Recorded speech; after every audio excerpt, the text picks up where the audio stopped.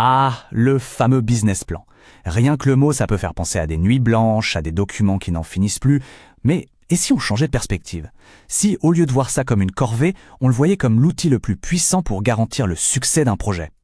Voilà la clé. Le business plan, ce n'est pas juste un document, c'est un simulateur de vol. C'est l'endroit où on peut tout tester, anticiper les zones de turbulence et même se cracher sans le moindre dommage. Tout ça pour s'assurer que le jour du décollage, dans le monde réel, tout soit absolument parfait. Bon, première étape de notre simulation, il faut bien comprendre le cockpit.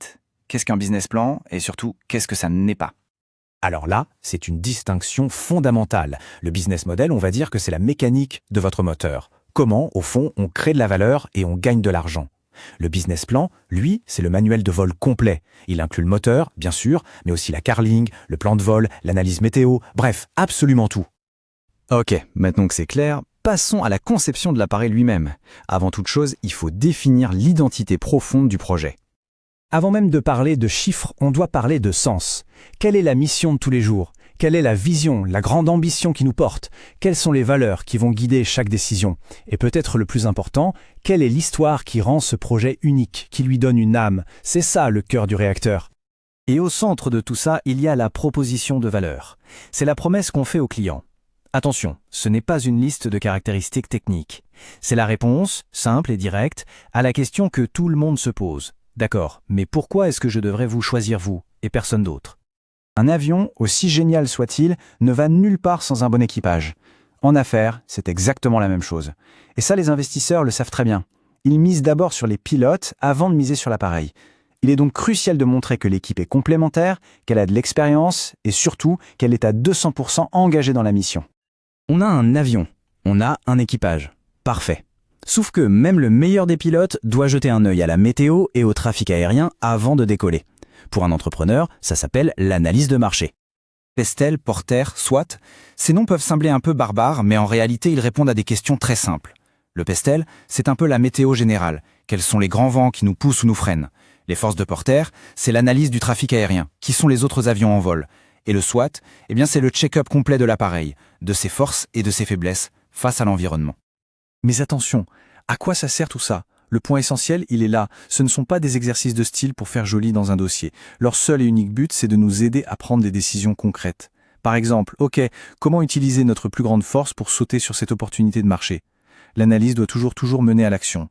Avec un avion bien conçu et une bonne lecture de la météo, il est temps de tracer le plan de vol détaillé. Concrètement, comment on fait pour aller du point A au point B? Pour ça, on revient souvent à un grand classique, les 4 P. Quel est notre produit, précisément? À quel prix va-t-on le vendre? Via quel canal de distribution? Quel place, en anglais, sera-t-il disponible? Et enfin, comment va-t-on en faire la promotion pour que nos clients le découvrent? Ces 4 leviers sont la base de tout plan d'action.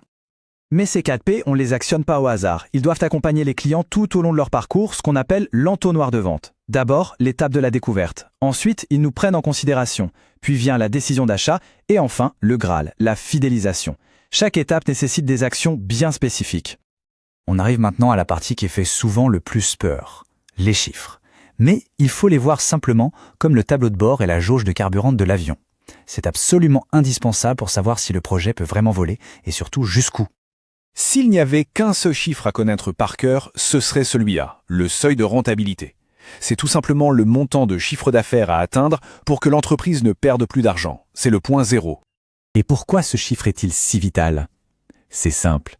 Tant qu'on n'a pas atteint ce point, chaque jour qui passe, on brûle de l'argent. Dès qu'on le dépasse, chaque vente commence à générer du profit. C'est l'instant T où l'avion décolle enfin et commence à prendre de l'altitude. C'est le moment de vérité. Mais attention, il y a un piège énorme. Ne pas confondre rentabilité et trésorerie. Une entreprise peut être rentable sur le papier, mais si les clients payent à 60 jours alors que les fournisseurs doivent être payés tout de suite, on peut se retrouver à sec. La trésorerie, le cash, c'est le carburant.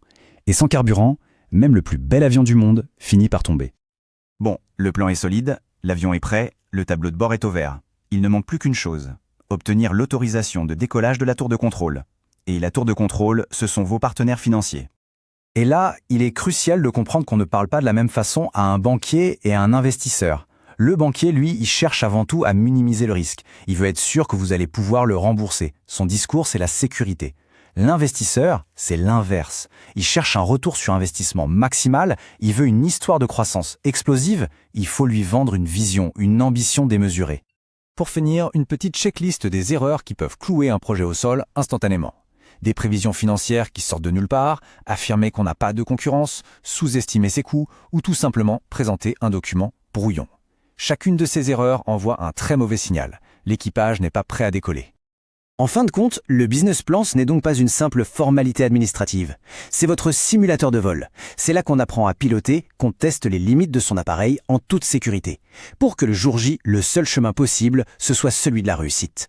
La question n'est donc plus de savoir s'il faut un plan, mais bien, est-on prêt à prendre les commandes ?